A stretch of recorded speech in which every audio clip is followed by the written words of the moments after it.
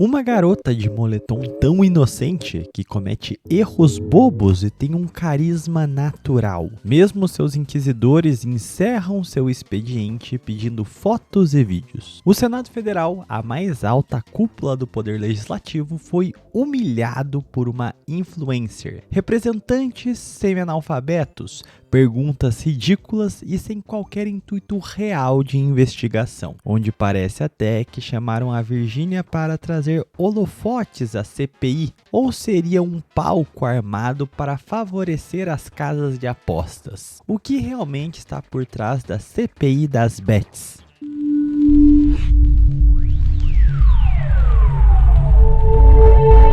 A tradição é a democracia dos mortos, afirmaria Edmund Burke. Muitas tradições foram criadas para nos proteger de males antiguíssimos, tão antigos que sequer nos lembramos, que muitas vezes chegamos a conclusões arrogantes de que tais tradições não nos são mais úteis, pois não sabemos a que elas servem. E só vemos o valor real destas tradições quando os antigos problemas nos batem à porta, voltam a nos assombrar. Seria essa a situação dos jogos de azar? Nos anos 90 tivemos a regulamentação dos bingos, abrindo a porteira para a expansão desenfreada dos caça-níqueis. As máquinas dominaram todas as padarias e vendinhas de esquina. Tal foi o impacto das caça-níqueis que nos anos 2000, associações de panificadoras apontavam uma queda na venda de pães, pois os clientes preferiam jogar a se alimentar. Eis o efeito pernicioso de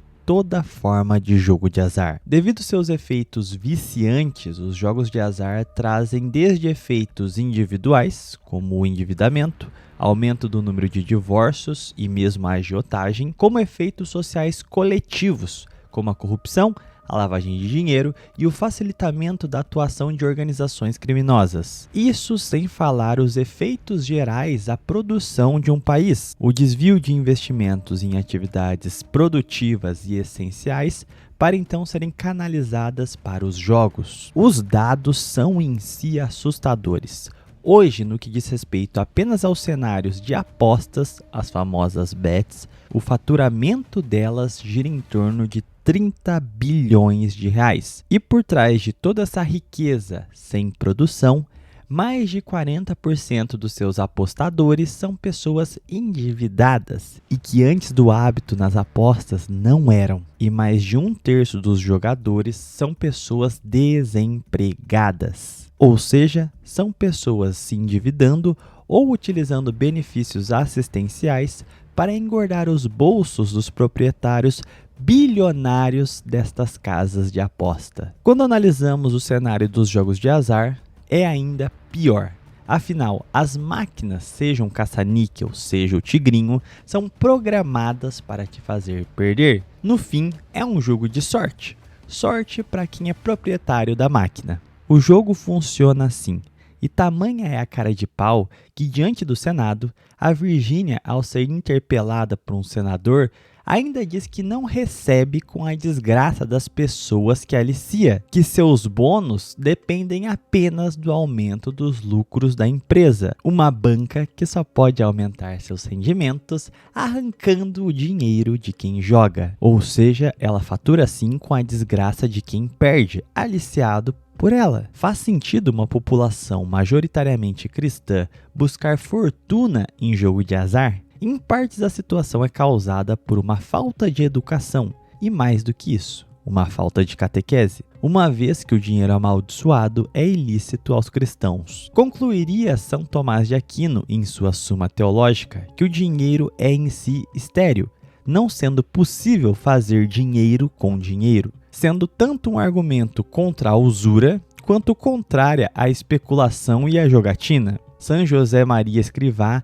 fundamentaria uma doutrina a partir da perspectiva cristã de santificação pelo suor do trabalho, contrapondo qualquer visão de ganho com os jogos de soma zero, riquezas fáceis, mentiras e jogos de azar.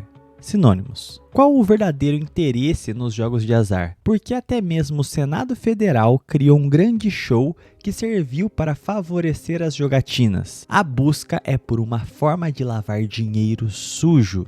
Interesse esse tanto conveniente aos donos das casas, aos agiotas e aos políticos corruptos, que teriam uma tábua de salvação para enriquecer com o roubo. Como visto, não é interesse das famílias, da sociedade, da prosperidade econômica do país desviar fundos que alimentariam desde famílias até empresas para ser tudo jogado no lixo para engordar o bolso dos donos das casas. Afinal, por que esse tipo de política é cada vez mais publicizada?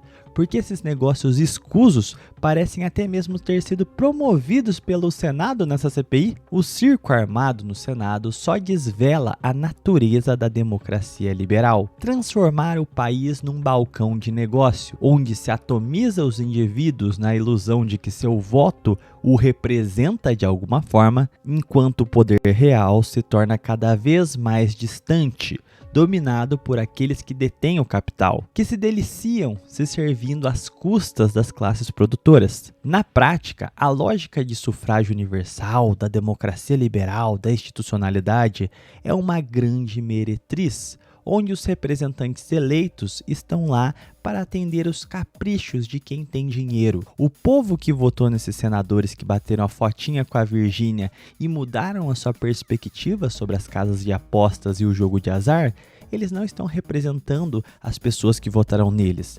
Eles estão representando os donos de quem tem dinheiro. E hoje, num país virado do avesso, quem tá com os bolsos cheios é quem vive de furto. A Virgínia saiu da sessão tirando foto com os senadores.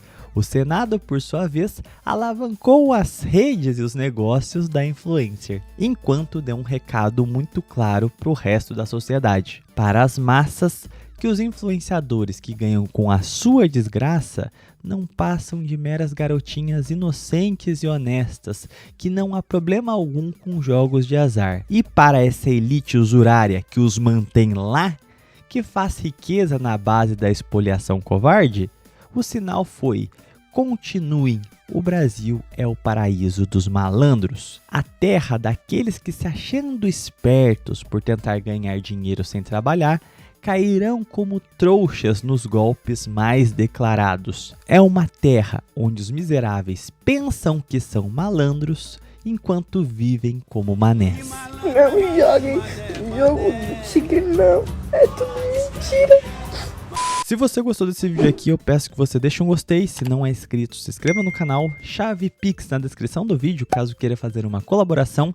E também tem o clube de membros. Lá temos conteúdos exclusivos e atividades propostas.